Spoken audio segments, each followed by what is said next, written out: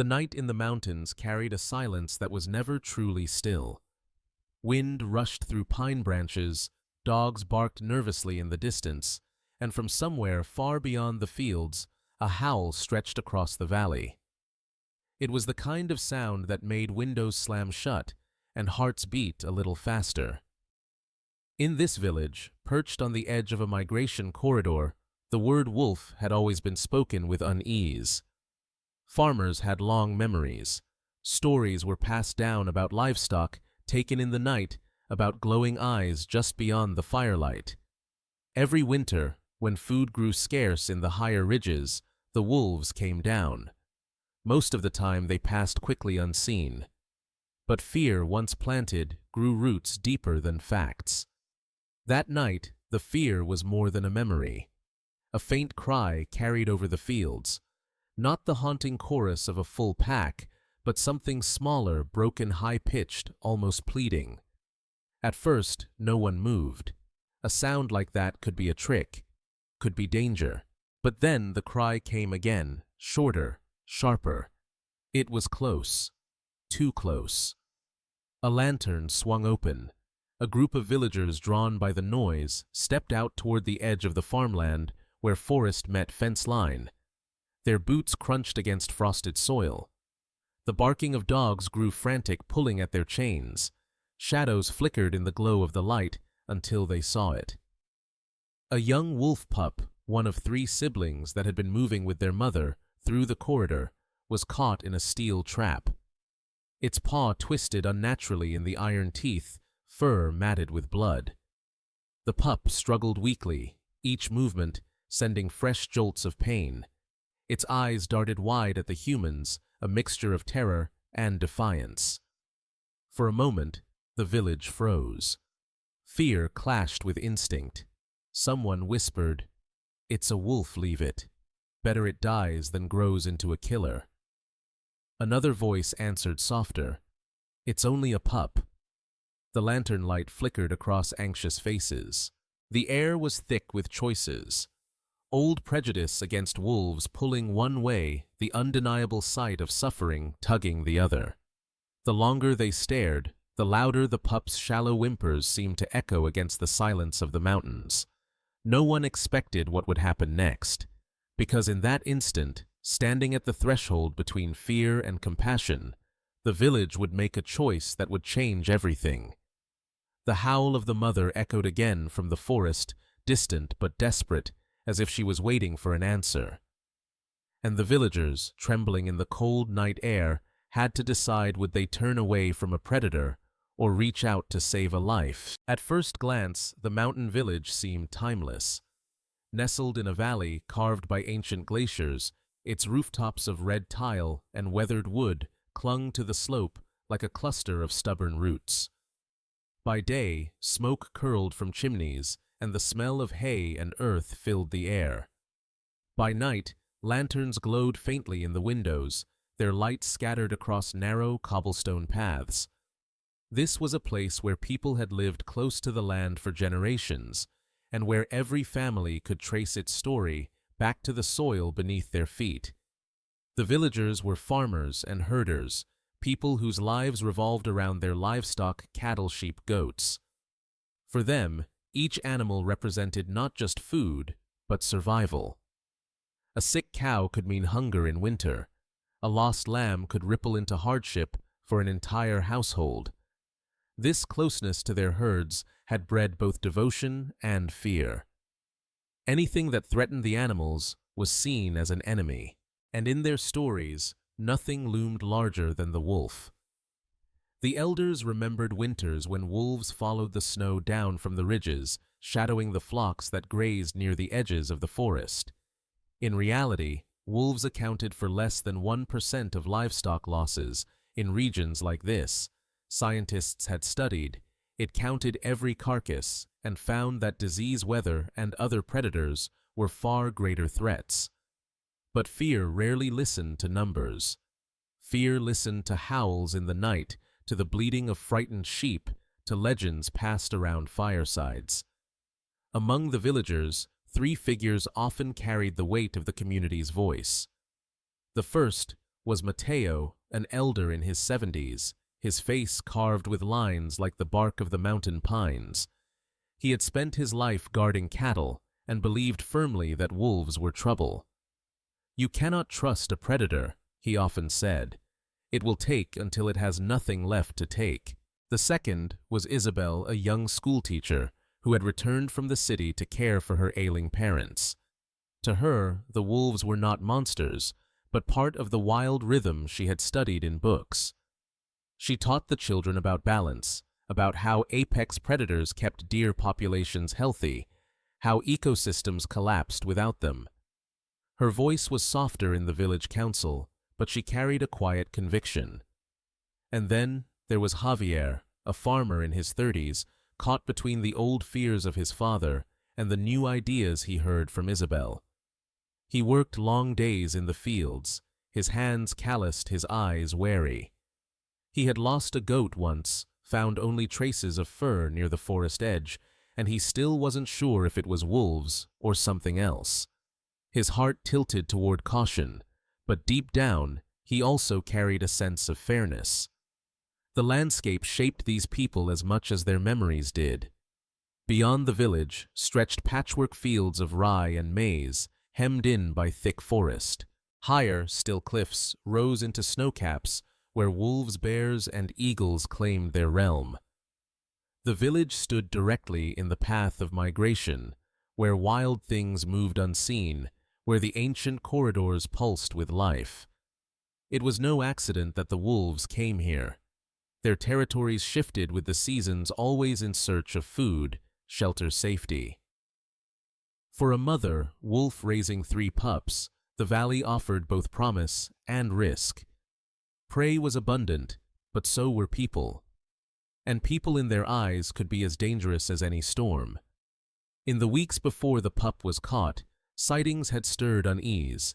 Shadows moving near fences, prints in the mud after rain. A fleeting howl at dawn. Each sign spread through the village like smoke. They are close again. Some sharpened their tools. Others whispered prayers. Fear coiled tight, waiting for proof. And then the proof came, not as a pack tearing through flocks, but as a single cry from a single pup. That was how the worlds collided, an ancient predator and a village shaped by livestock, meeting not in blood, but in a wound.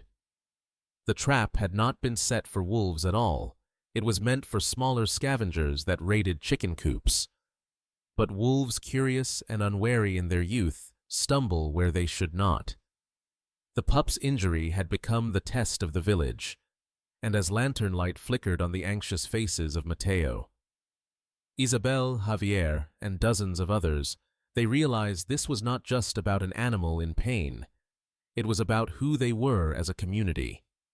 Would they cling to the fear that had defined them for generations? Or would they learn to see the wolf not as an enemy, but as a neighbor moving through the same mountains they called home? The answer, though not yet spoken, was already taking shape.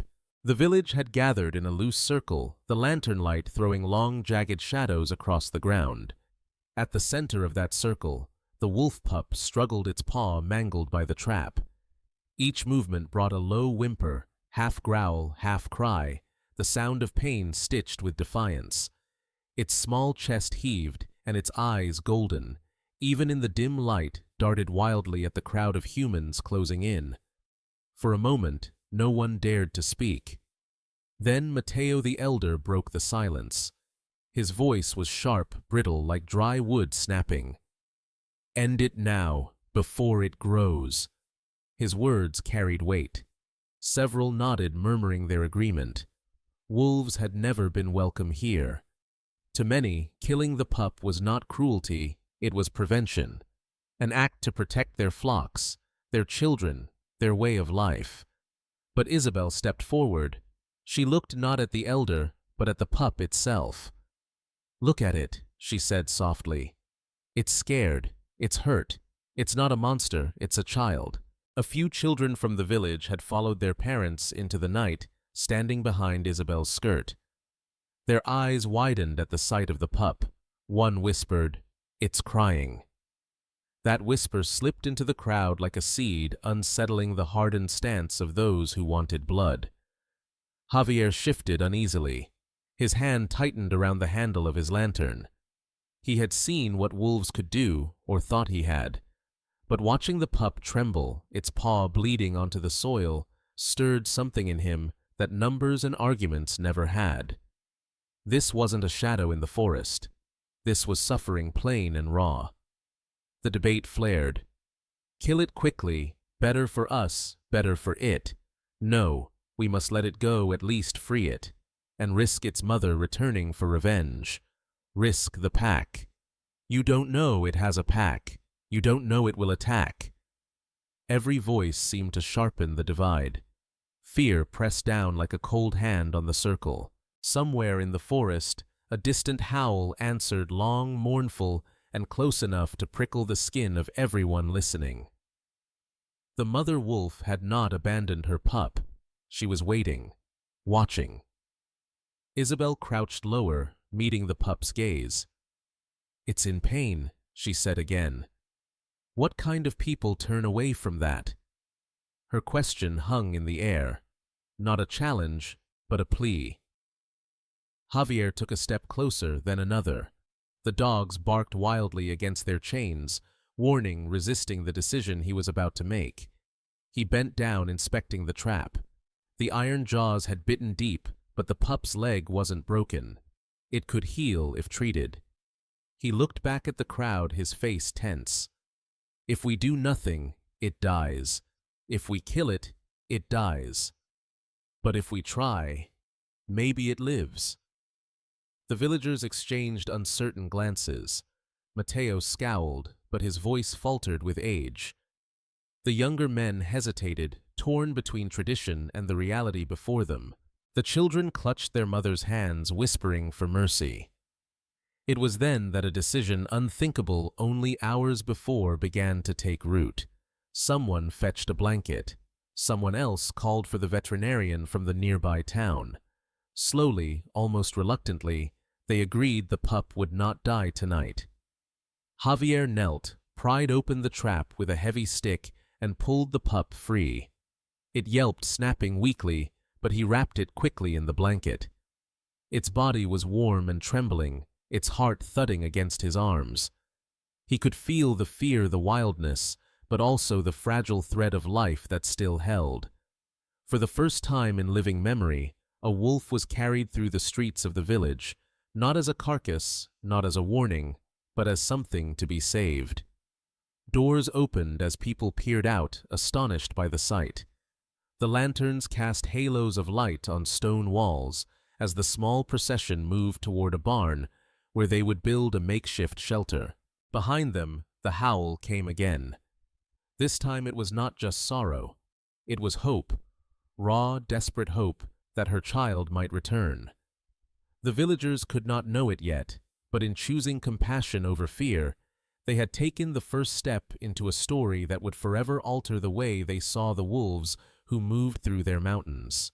The barn smelled of hay and earth, its beams groaning with age, but that night it became something else, a sanctuary.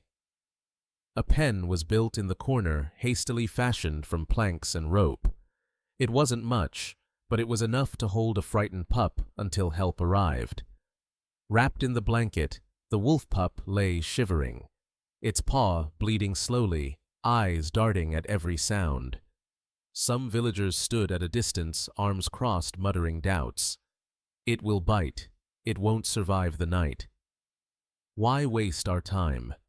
But others knelt close, bringing bowls of water, tearing old cloth into strips for bandages.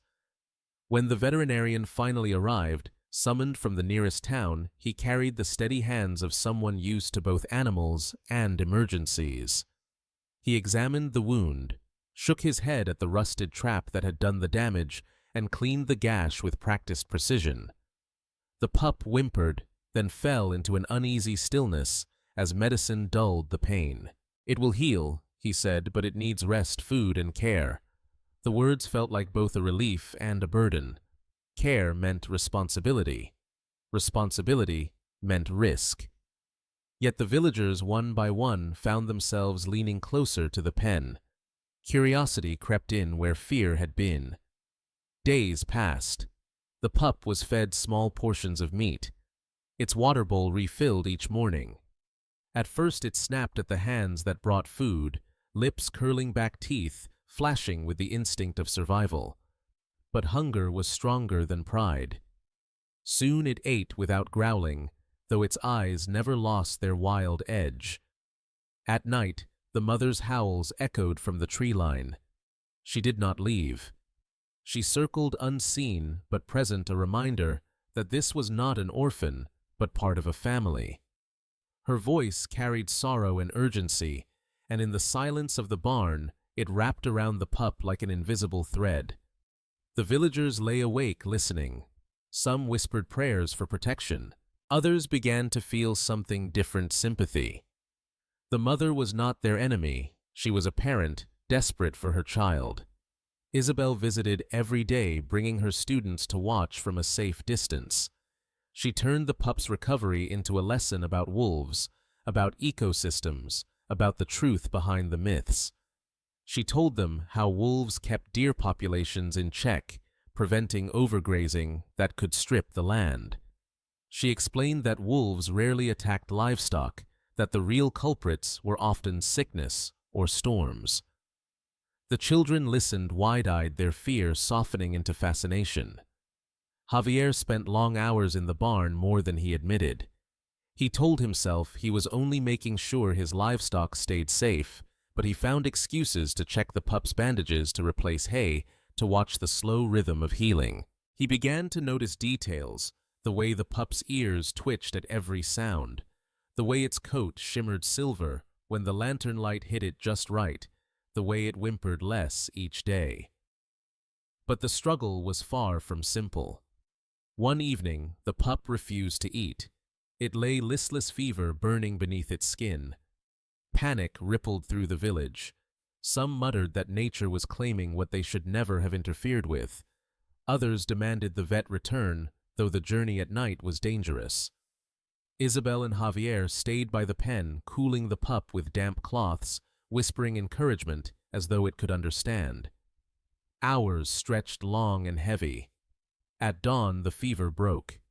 The pup stirred, licked a drop of water from Isabel's hand, and sighed into sleep. Relief washed through the barn like sunlight through storm clouds.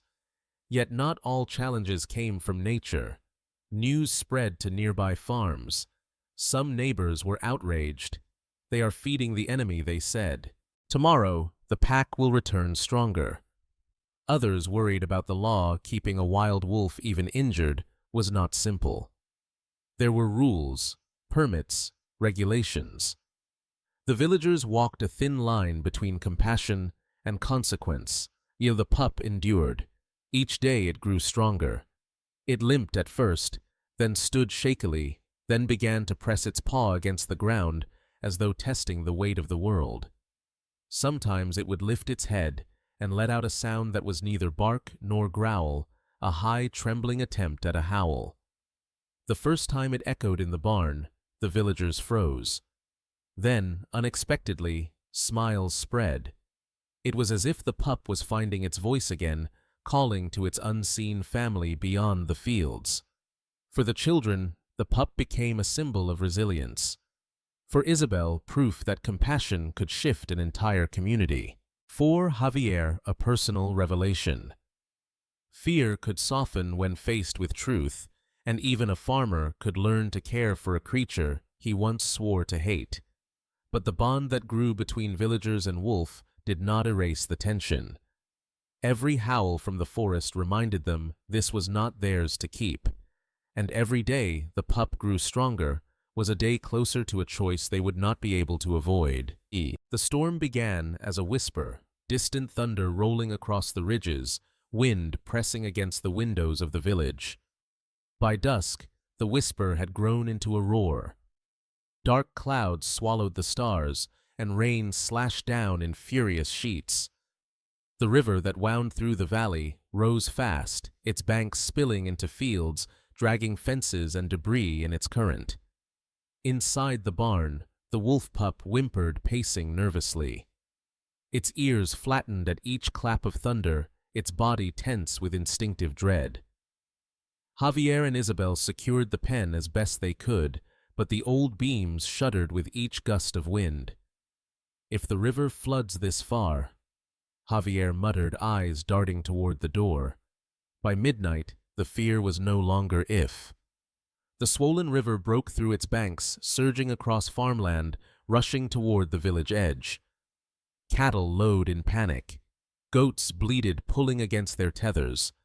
The barn shook under the force of wind and water. Shouts rose in the night as villagers scrambled to move their herds to higher ground. "Help me with the pup," Isabel cried. Together, she and Javier lifted the animal, still weak, but stronger than weeks before. The pup resisted its instincts, railing against being carried, but the flood left no choice. They pushed through the storm mud, sucking at their boots, the pup yelping in their arms. Mateo the elder was already outside shouting orders. "Get the animals to the ridge. Hurry!" His voice cut through the chaos, carrying authority born of decades on this land. Yet even he faltered when he saw the pup. "Leave it. We cannot save everything." But Isabel shook her head, rain streaming down her face. "It's part of this too. We don't choose who lives and dies by fear." Her words, once soft, now thundered with conviction. Javier met her gaze and tightened his hold on the pup. For the first time, Mateo said nothing. They moved as a unit, the entire village working against the storm. Families led cattle through waist-deep water. Children clutching lanterns that sputtered against the rain. Men dragging carts piled with feed and tools. The night was a blur of shouts, splashing, and the relentless roar of water. Then came the landslide. On the far slope, loosened by rain, the hillside gave way. Mud and stone thundered down, cutting off the narrow road to safety. A cry of terror went up. The path was gone. Panic surged. People turned back, but the water behind them was rising fast. In the confusion, a young boy slipped, swept away by the current. His scream pierced the storm. Javier lunged, but the distance was too great. Then, impossibly, the pup wriggled free of his arms, though, leaping into the torrent. Gasps erupted. "It will drown." But the pup, driven by something deeper than fear, paddled furiously. Its small body cut through the current with surprising strength. Reaching the boy, it latched onto his sleeve with sharp teeth, anchoring him against the flow. Javier splashed forward, grabbing both child and pup, dragging them to safety, with villagers' hands pulling them the rest of the way. The boy coughed, sputtering water, but alive. The pup collapsed in Javier's arms, soaked and shivering, but breathing. In that moment, silence fell heavier than the storm. The villagers looked at the pup not as a threat, not as a burden, but as a savior. Even Mateo rain, dripping from his weathered brow, whispered, "The wolf saved him." The storm raged on, but the village had changed. Fear cracked, replaced by awe. The pup had proven what Isabel had tried to teach. All along, wolves were not monsters. They were creatures bound by family, by instinct, by the same will to survive that guided every human in the valley. They regrouped, finding a new path over the rocky ridge, pushing animals and people alike toward safety. The climb was brutal, mud-slick rocks, gusts that nearly toppled them, but the villagers moved as one. The pup, carried once more in Javier's arms, rested quietly, its eyes half closed as if trusting them completely for the first time. By dawn, the storm passed. The valley lay wrecked fields, drowned fences, torn, the barn half collapsed. But the village was alive. The livestock survived. The people endured. And in the center of it all, the wolf pup, against every expectation, had become a symbol of their survival. When the sun broke through the clouds, the villagers stood together on the ridge, exhausted but unbroken. The mountains shimmered with mist, the air sharp and clean after the chaos. In that golden light, the pup lifted its head, and gave a thin, trembling howl. It wasn't loud, but it carried across the valley like a promise. No one spoke. They didn't need to. Every heart heard the same truth: the line between enemy and ally was thinner than they had believed. The storm had passed, but the questions it left behind were heavier than the fallen trees and ruined fences. Days later, as the villagers rebuilt their barns and cleared debris from the fields, strangers arrived, men and women in uniforms carrying clipboards and radios. They were representatives from the regional wildlife authority, summoned by word of mouth and by whispers that the village was sheltering a wolf. Their vehicles parked at the square, gleaming and out of place against the mud-splattered stones. Children stopped their play to stare. Dogs barked uneasily. A hush spread through the streets as the officials walked toward the barn. Inside, the pup was stronger now. Its limp had lessened the wound healing under careful treatment. It ate without hesitation, its golden eyes calmer than before, though they still flicked toward the forest each night, when the mother's howl echoed. For the villagers, it had become part of their daily rhythm. For the officials, it was a violation. "You cannot keep a wild wolf," one of them said firmly, standing before the gathered crowd. "It is protected by law. It must be released or transferred to a licensed sanctuary. Anything else is illegal." The words landed like stones. Murmurs rippled. Matteo crossed his arms. "Then take it," he said flatly. His voice was tired, but his old fears lingered. "It doesn't belong here. It never did." Isabel stepped forward, her voice steady but urgent. "This pup survived because we cared. It lived through the storm with us. It saved a child. Doesn't that mean something?" An official adjusted his glasses, unimpressed. "Wolves are not pets. Whatever happened here, it changes nothing. Keeping it puts both the animal and the community at risk." Javier clenched his fists. He remembered the pup in the flood clinging to the boy's sleeve. He remembered its trembling howl at dawn. "It's not just about risk," he said. "It's about trust, about what we learned." The argument grew louder. Voices colliding in the square. Some villagers sided with Matteo, fearing that if the pup stayed, its mother, or an entire pack, would follow. "Do you want wolves circling our homes at night?" one farmer shouted. "Do you want our children afraid to walk the fields?" Others defended Isabel and Javier, their memories of the storm outweighing their fears. "It saved Matteo's grandson," a woman reminded. "If it were gone, that boy would be gone too." The officials remained unmoved. "Laws exist for a reason. Wolves cannot be domesticated. Keeping it here teaches the wrong lesson." But Isabel countered, her eyes blazing. "No. The wrong lesson is teaching our children that fear justifies cruelty. The right lesson is that coexistence is possible if we understand, if we prepare. Wolves don't need to be our enemies." The tension split the village in two. Families who once stood side by side now argued bitterly. Neighbors avoided eye contact. Old prejudices clashed with newfound compassion, and at the center of it all was a single pup, its fate uncertain. At night, the pup stirred restlessly, sensing the unease. Its ears twitched at the raised voices outside, at the silence that followed. Sometimes it let out a soft, searching whine, as if asking a question no one could answer. The mother's howl still drifted from the woods, patient waiting. The officials set a deadline. Within a week, the pup must be released or surrendered, they declared. Any delay will bring consequences. That week stretched like an eternity. The villagers lived in constant debate. Some rehearsed defenses of the law. Others whispered plans of defiance. Javier walked the fields at night, listening to the forest torn between duty and heart. Isabel spoke to the children in class, reminding them that wolves had always been part of the mountains. Matteo sat silently on his porch, wrestling with memories older than any law. Every choice carried weight. Release the pup too soon, and it might not survive. Keep it longer, and the authorities would punish the village. Send it to a distant sanctuary, and it would never see its family again. None of the options felt right. The villagers who had survived the storm together now faced a storm of another kind, one made of laws, fears, and divided loyalties.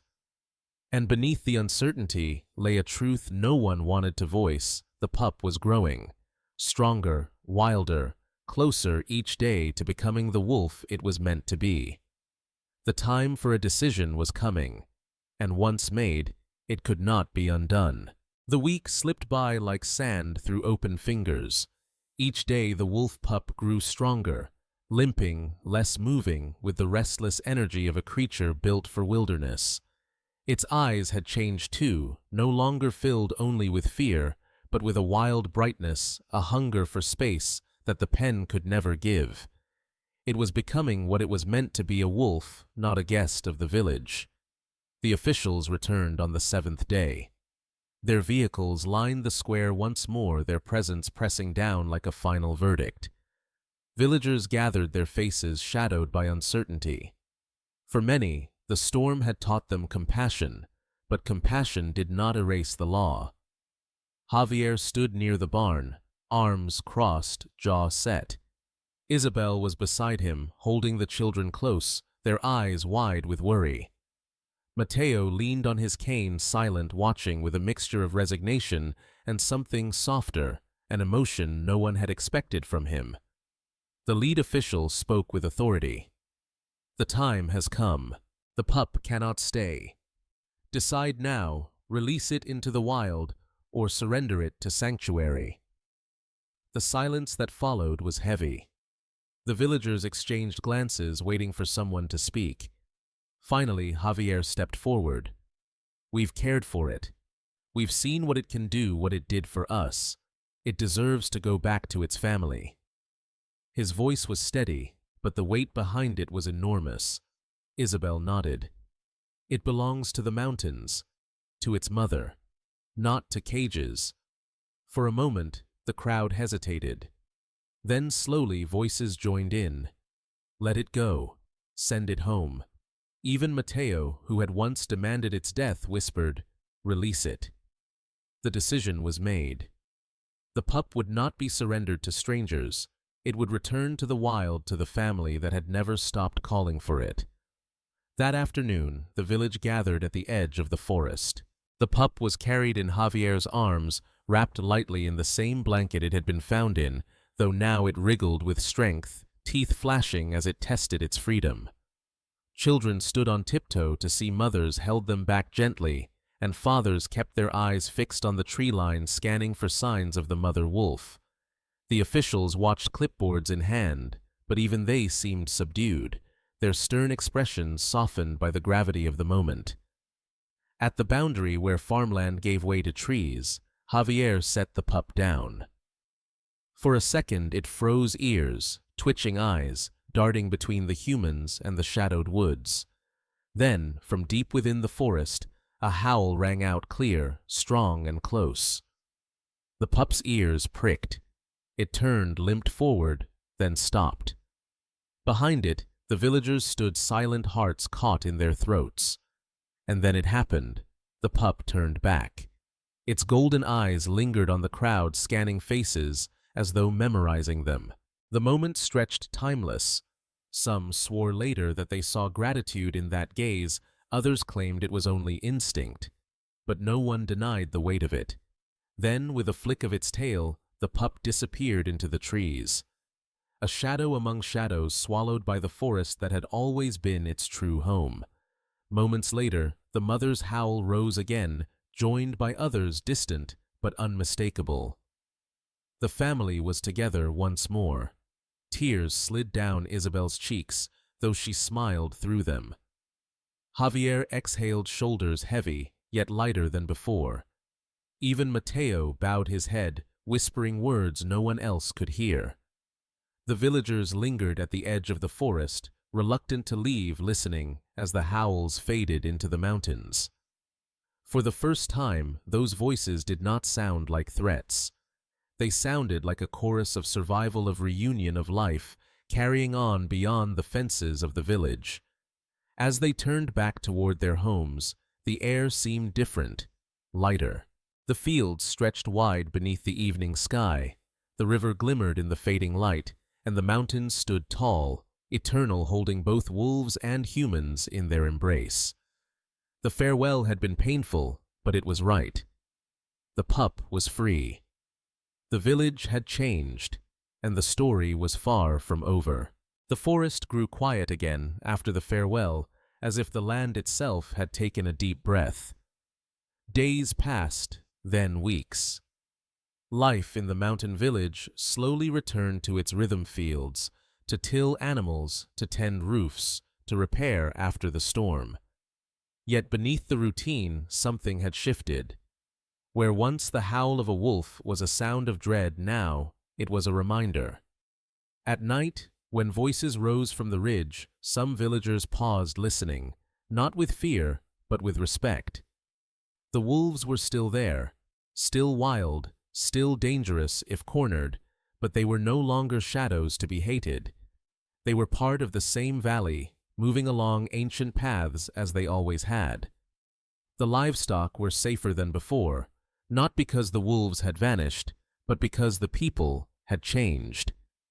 Isabel had worked with the families to introduce simple methods: stronger fencing, guard dogs trained to ward off predators, bells hung on pastures to alert shepherds at night. None of it was expensive or complicated, yet it worked.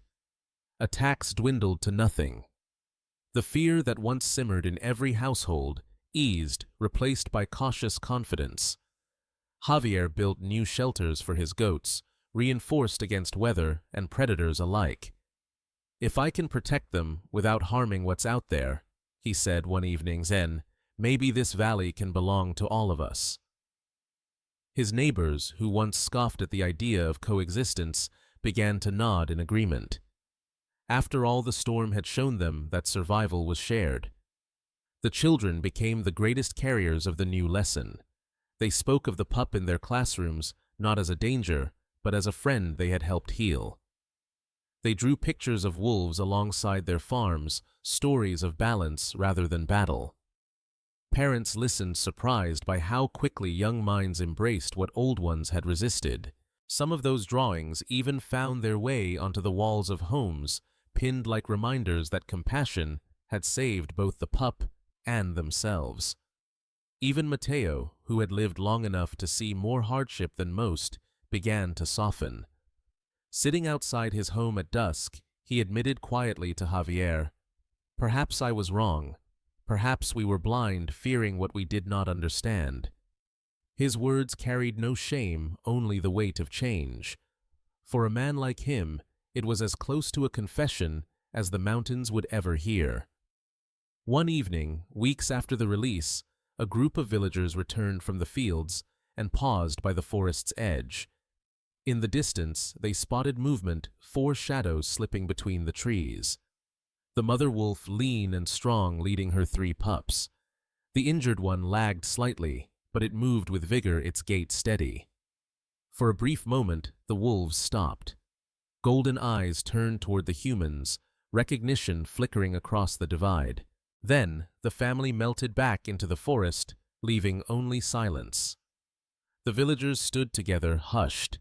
It felt like a blessing, a sign that their choice had been right, that the mountains had accepted their attempt at balance. No one spoke of killing wolves again. Instead, they spoke of coexistence, of teaching their children to understand before they feared. Seasons shifted. The valley healed from the storm.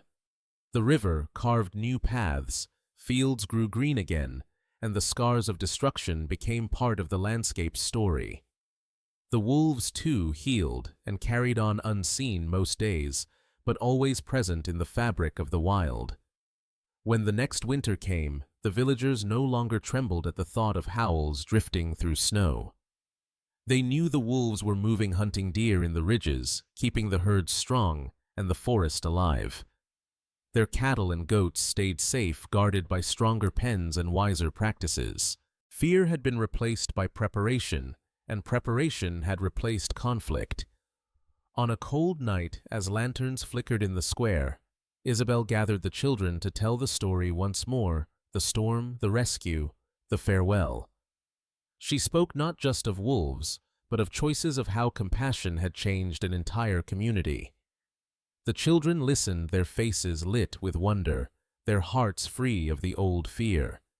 At the end of her story, she looked toward the mountains, where the moon rose silver over dark ridges. Somewhere out there, a wolf pup they had once held in their arms now ran with its family.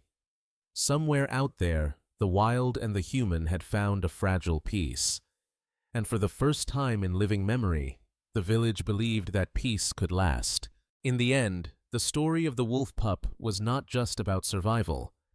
It was about transformation of a community of old beliefs, of the fragile line that separates fear from understanding. What began as a cry in the night became a lesson that would echo for generations. The villagers had grown up believing wolves were enemies. They had whispered stories of stolen livestock, of glowing eyes at the edge of fields.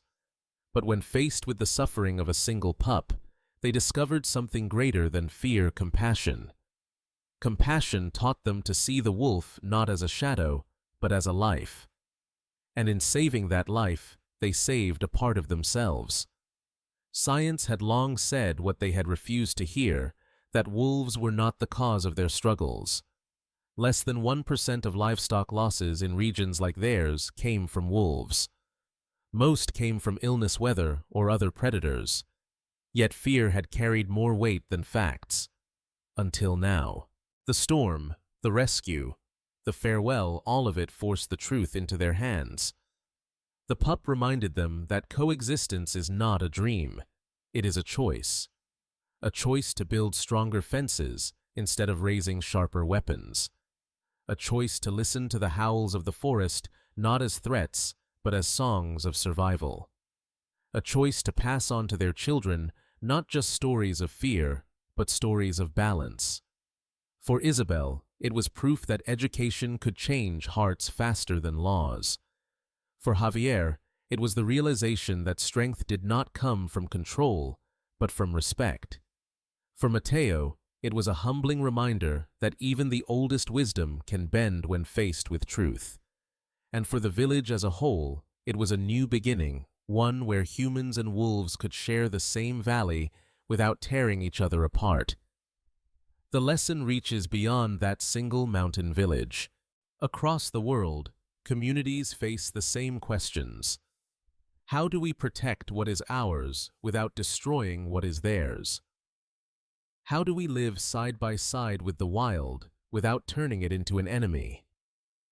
The answer lies not in fear, but in preparation, compassion, and knowledge. The wolf pup walked back into the forest, but it left behind a legacy. It taught an entire community that survival is shared, that humans and wolves both seek the same things: safety, food, family life. When we honor those truths, coexistence is not only possible, it becomes inevitable. And so the story ends, not with the closing of a door, but with the opening of one. A door to a future where people and wolves walk the same land, divided by difference, but united by the same pulse of survival. The next time a howl rises in the night, perhaps more villages will listen, as this one did not with fear, but with respect. Because every cry for life, whether human or wolf, deserves an answer. So, as the moon climbs over the mountains, painting silver light across both rooftops and ridges, one truth remains: coexistence is possible, and it begins with us. If you believe in that future, share this story. Support those who protect wildlife. And most of all, remember that every choice, no matter how small, can change the way humans and nature live together.